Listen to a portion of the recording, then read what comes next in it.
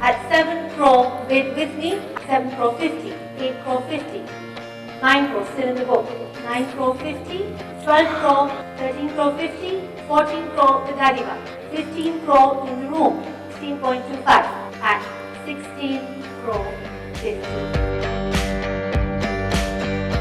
It's a big Indian art auction. Pundole's Mumbai is placing 176 works of modern art, Mughal miniature art, furniture, jewellery and more under the hammer.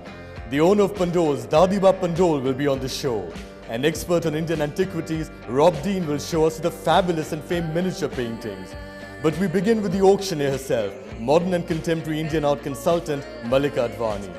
You're watching Art Talks. I'm Jujhar Singh. Hi, Mallika. Hi. A very warm welcome to the show. Thank you for having us. Now, art auction sounds like a very exciting thing. What's the biggest kick you get out of the process? I think the auction itself. By the time we get to the night of the auction and we're actually selling everything, it's been a steady build-up of energy, excitement that culminates really in the actual auction, which takes about an hour and a half, where you sell everything, and it's, for me, being up on stage is a complete adrenaline rush. After which it's, you're flat out after that. We're going to see you on stage and we're going to put it in late in the show, but I hope so. Let me ask you, you worked with Christie's for 6 years. You were the representative of Christie's in India as well. How's the Indian art market changed and grown over the years? When I first started working at Christie's, we were at a totally different stage in the Indian art market. It was a much younger market, a much newer market. We didn't have the awareness and... You were there from 1998 to 2004. Correct. And at that point, the Indian market was just beginning. The interest in modern Indian paintings was just taking off. We didn't have the breadth of collectors that we do today. It's also, I think, gone through a few ups and downs between 2004 and today, where we've seen some record highs in terms of prices, and then we've seen some very bad days. And where does the market stand today? It's actually quite solid, because what we've seen happen... So it's buoyant again. It's buoyant, but in a far more stable manner. And what we've found today is the market is far steadier because buyers are far more discerning. People don't jump in and are not willing to pay silly prices like they were 5 or 7 years ago at the peak of the market in 2006, 2007. The good thing is that today the buyers are slightly more careful. They're not willing to buy any Husain or any Ram Kumar that comes to the market. They need to know which period it's from, what is the quality of the work, how many other works, similar works exist, what do these works fetch in with local galleries in India, what are past auction records for these works, what is the artist sold for in the last 12 to 18 months. So it's not just, yes, I need a Husain, let's buy it, of course it's going to make money, I can sell it in 3 months and make money. Let's look at the art you've got on auction now. What's your showstopper work? Well, I think that I can answer quite Everybody easily. has a showstopper work. Well, it's usually, it's usually a cover lot, which in this case I would say it is, which is a canvas from 1982 by Gaitonde, who is one of India's foremost modernists. And it's the one behind me, in fact. It's the one behind you. You can't miss it. It's looking beautiful, actually, the way it's lit currently. And let me ask you, because Gaitonde, in fact, holds the record price for Indian art. One of his paintings sold for 23.7 crore in 2013. That's correct. What's the estimated value for this work? So the estimated value for this is 9 to 15 crore, which is a reasonably fair estimate. How did you arrive at the value? So what do we look at when you estimate any work, and specifically in this case, the Gaitonde? You look at the artist's larger body of work. You look at what the importance of this particular work that you're estimating, in this case a 1982 60 by 40 green untitled work, excellent condition, extremely good provenance. So what does all that mean? You look at where the 1980s are considered one of Gaitonde's most desirable periods. So if you're a Gaitonde collector, you would like to own a work from this period because of the application of paint on the canvas, the way he uses the roller, the forms that emerge from the canvas. It's considered to be one of his most desirable and more mature periods.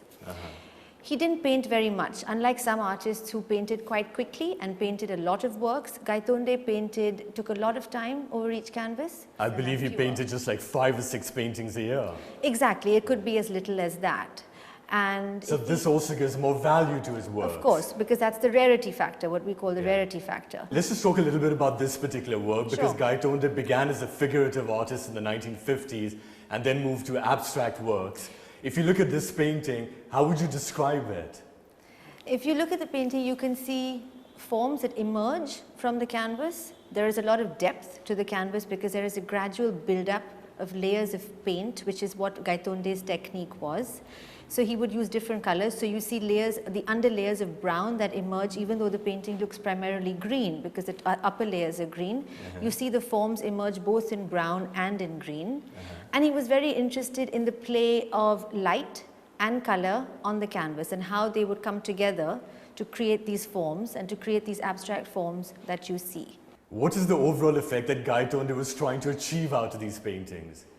You know, for him, he wasn't trying, I don't think he was ever trying to achieve anything specific. For him, painting was his life. It was what he knew best, as he says, and we've quoted this in our catalogue as well. He continues to paint, whether it's actually a physical activity on a canvas, or as he says, he paints in his head. The reason I ask is because a lot of people feel that a work like this brings out an element of quietude and calmness. It certainly does. And I've been looking at this painting now for the last couple of months because we've been doing research on it and writing about it. We took it to New York for a preview. And you can sit in front of it and look at it for hours and you will see something new emerge every day. That's the beauty of Gaitonde, that's the beauty of his technique, that's the beauty of his thought process. It's great to talk to Dadiba about how he painted because Dadiba spent a lot of time with Gaitonde in his studio. Well, in fact, I did speak to his friend and gallerist Dadiba Pundole and asked him about the spirituality behind his art. And this is what he had to say. Let's listen into him. Okay. During the years that I knew Gaitonde, he never spoke about spirituality or discussed any aspect of it. And I was also a skeptic of this whole thing of spirituality in art because I believed it was bogus. It took me a long while sort of understanding that in the case of Gaitonde, it probably existed. He was a believer of Raman Maharishi, and that was the only religion he followed. His sort of principles laid down by him, which he never discussed, except that that was the only image that sort of dotted his studio, a little frame of Raman Maharishi. And you have to read between the lines that obviously that was someone who he acknowledged.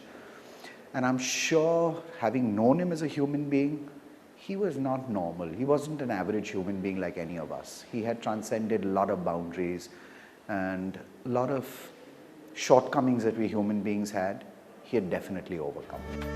At 16 crore 50 lakh, he will sell more than and selling them. Most finally decided at 16 crore 50 lakh for you, sir, in the room at 16 crore 50 lakh. Well done. At 16 crore 50 lakh. Mallika, how do you authenticate a work of art before an auction? How do you figure out whether it's actually done by the artist or it's a fake? Well, it's a complicated process sometimes, and we try to cover all our bases before we put a work and before we accept a work into auction. Some of it is done by us as specialists that work for the auction house, whether we think it's a correct work or not. So for example, in the case of Gaitonde, you would look at the history of the work. So the first thing you try and create is what we call a provenance. Where has the work been from the time it was painted in the artist studio to the current day? So it's a sort of record of ownership. Exactly. Can we trace the lineage? Can we see who the past owners have been? If we have any doubts, you could always ask for an expert opinion like I said, from an outside academic or expert. And in many cases, we do that. Mallika, let's talk about Gaitonde's friend MF Husain now. Sure. He's done many works on Mother Teresa. You got a very nice one in acrylic on auction. We do. We have Mother Teresa, a large canvas from the 1990s. Husain started painting Mother Teresa in the 1980s. And he was in Calcutta and he saw other sisters from her mission who used to wander around the streets and help children on the road. And I think he was quite inspired by what he saw and what he saw them do. But you can see Mother Teresa sheltering an orphan. What's interesting is that one blue stripe, that's what identifies us as Mother Teresa. But that's what always identifies her in his painting. So it doesn't have to be a portrait of her, but for him, it's more the idea of her that he puts into his painting because that's what was important to him. Well, Husain has done so many works on Mother Teresa. So I asked Dadiba Pundole about how Mother Teresa inspired him. Well, I think when Husain first heard the news of Mother Teresa being awarded the Nobel Peace Prize, I think he was hugely sort of charged and inspired that an Indian had won the Peace Prize. Also, he had friends, the Kumars in Calcutta, who worked very closely with Mother Teresa, and he had known her prior to that. Known of her, maybe, or known her, I'm not sure. So he was supercharged with that news. And then when he analyzed it, he also realized that whilst painting that image, the icon of Mother Teresa, he was in a way painting his mother, which he lost when he was 2 years old and has no physical memory of, which is one of the reasons that he doesn't put a face to the image. So I think that was one of the reasons why it sort of became an iconic subject in his paintings. You've got two other works of M.F. Husain on Mother Teresa. They're watercolor works. Yes. They're also up for auction. What would you like to say about them? You know, the thing about Husain is that he effortlessly moved between mediums. So while some artists are more comfortable working in a specific medium, Husain was as happy working in watercolor, pencil, ink, acrylic or oil. So even in the watercolors, you see the blue stripe, and the idea of Mother Teresa communicated through the white and blue and the presence of the babies. And you also see Husain's ever-present strong line. That is, you know, for him, he was a fantastic draftsman. So whether he was doing a watercolor or working in pencil and ink, it's very minimal lines with maximum effect, as you see in the two works we have.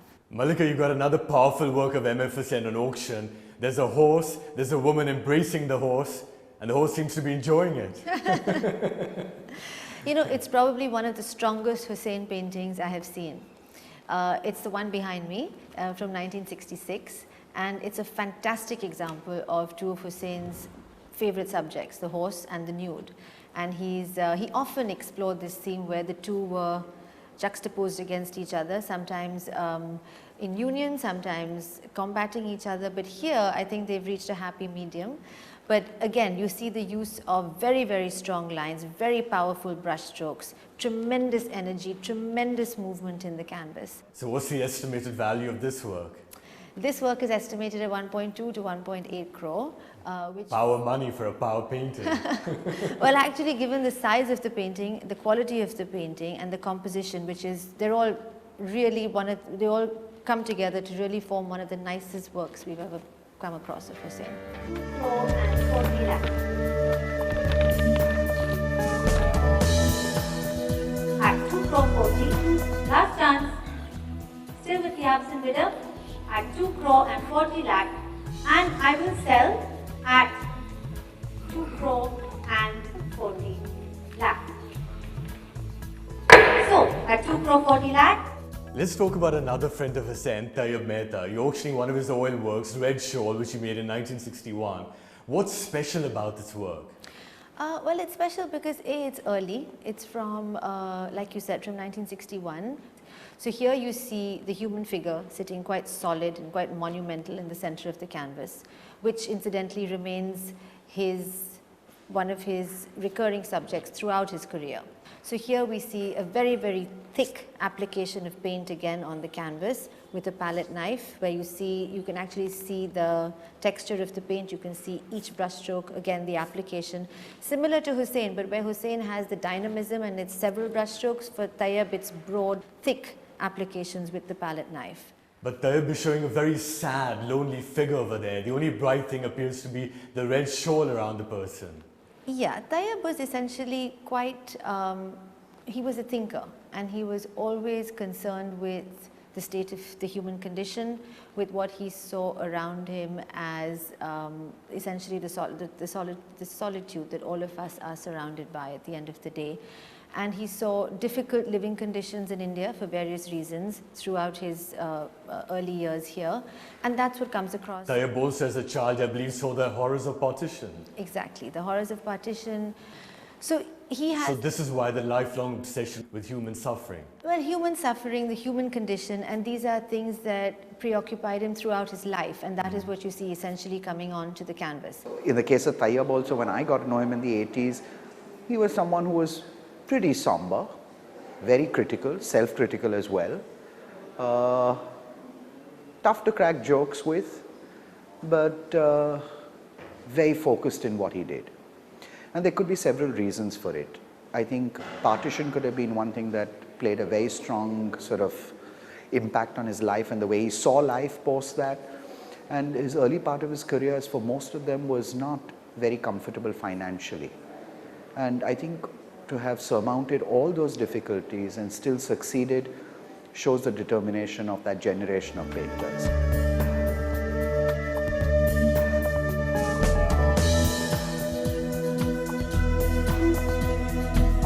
Mallika, let's look at one more modern master now, Akbar Padamsee. You've got his work, Metascape, made in 1977. He's made many metascapes. What are his metascapes? For Akbar, the metascapes are the equivalent of a landscape. But they're metaphorical landscapes. Exactly. So that's why metascapes. Exactly. So he came up with the term metascapes, okay, in the 1970s when he started painting these works. But unlike other artists who, when you say a landscape, you can actually identify elements in the painting of a particular place, of a particular time. You see the water, you see trees, you see mountains, which is quite easily explained. Yeah. In Akbar's case, it isn't that he's trying to capture a particular place or a particular time. For him, it is an archetypal landscape. It is incorporating the 5 main elements, but which don't always appear in a landscape, but that is the inspiration behind But he's them. metaphorically trying to show the elements which create all landscapes. Correct, and which are essentially in harmony with each other in his mind, and so they take on a sense of timelessness, right? And that's how he creates the metascape. So you do have, of course, earth, water, fire, etc., etc. But you won't necessarily see them represented on the canvas. Well, Dadiba Pundole has been his gallerist and friend for a long time. Let's listen into what he had to say about Akbar Padamsee. Okay. When you look at this painting behind me, it's not just sort of very arbitrarily how the oranges move into the reds or the yellows move into the oranges. It's a very conscious, deliberated process in which the colors shift, because he wants to control how the eye moves in the painting, which he does with arrangement of colors. And it's visible here in several areas, even the way he treats the sky. It's not a tone of sky which you'd relate to a sky, but in relation to the painting, you know that's a sky up there. And that's a conscious thing. He's not conscious of whether he represents a mountain as brown or the grass is green or the water is blue or the sky is blue. He's interested in that same arrangement of composition which resembles a landscape, but using the color field as his palette and creating a whole painting out of that. How much is it going to fetch? That's the million-dollar question. The estimate is 1.5 to 2.5 crore, and we'll see really where that takes us.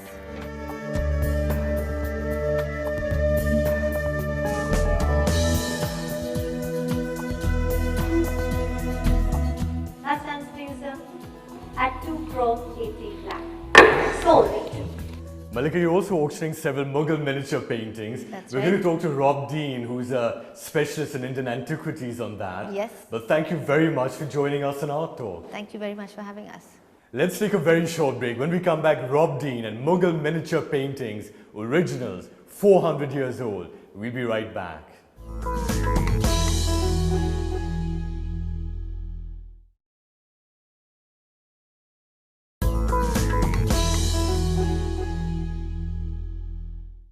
Welcome back. You're watching Art Talk with me, Jujhar Singh.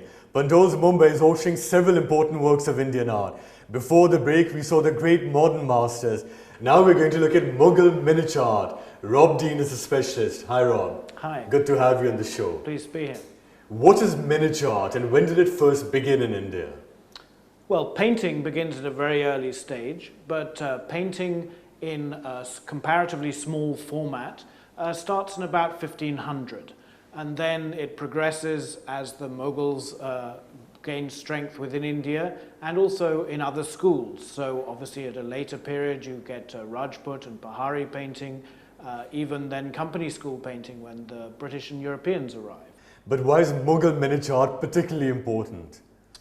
Well, I think the Mughal court is particularly important for all types of art, whether it's painting, sculpture, architecture, jewelry. Everything gains a certain level of refinement that is really unsurpassed. Because many of the Mughal emperors were great patrons of these arts. Exactly. Personally. They were personally patrons and their noblemen were also patrons, so there's a great flourishing of painting, especially during the early period. What does Mughal miniature art seek to depict?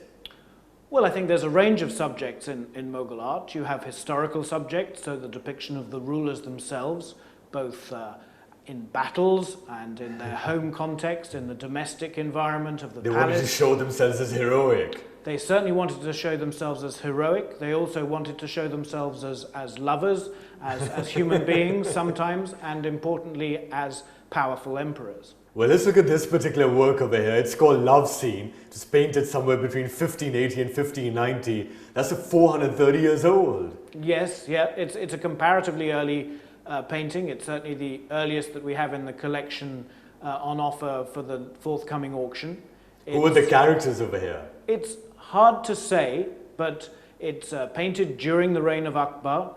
You could suggest that potentially the figure here is Akbar himself. That's a very passionate scene. And then you've got another painting over here, done during Shah Jahan's reign, but it appears to show a prince or a nobleman being pampered by a lot of attendants. Absolutely. I mean, this is an unknown nobleman, but it's all about the depiction of luxury. So you can see the detailed carpet beneath the bed. He is once again bedecked in jewels. He has someone massaging his foot, while another attendant waves a peacock fan above his head, cooling him down. And at the foot of his bed, he has another attendant preparing him wine and something to eat, and attendants wait in the background. So very much a statement of luxury at the court. Well, you actually have a smarter prince over here because he's not surrounded by men, but by ladies. This is a garden setting, and of particular note in this painting, other than the beautiful ladies surrounding him, is the lush vegetation in the background. There's immense detailing in this painting. The more you look at it, the more you can see. There's detailing in the textiles, there's detailing in the vegetation, there's detailing in the architecture. It's really a remarkable painting. What are the major characteristics of Mughal miniature paintings? Well, I think refinement of brush stroke, of the detailing of the works is very important. Certainly several artists took great skill in only using one hair of a squirrel's tail to paint their paintings. So you can imagine that several artists went blind very young working on such a small scale. I think it's also about the compositions themselves. They're lively compositions, they tell a bit about court life, and they also amuse their audience. And finally, Rob, let's have a look at this painting over here. A wandering man and a princess. What's happening here? Well, again, we have a love story. The gentleman that you see fallen in a faint on the floor was envied for his good looks by the king, and so he was exiled from the country. And so he has to find lots of ways of getting back to see his lover, his childhood sweetheart, who we see seated on the throne at the back here. And so he's disguised himself as a wandering minstrel, singing songs, and he's come to the court. But when he arrives at the court, even at one look at the princess, he faints. And so all of the gathered girls at the court again are trying to revive him and wondering what's happened. So it's a rather lovely story. Sadly, it ends very tragically with both of them dying, but it's nonetheless a very charming scene at present. Absolutely fascinating. Rob Dean, thank you very much for joining us on Art Talk. Thank you. Thank you.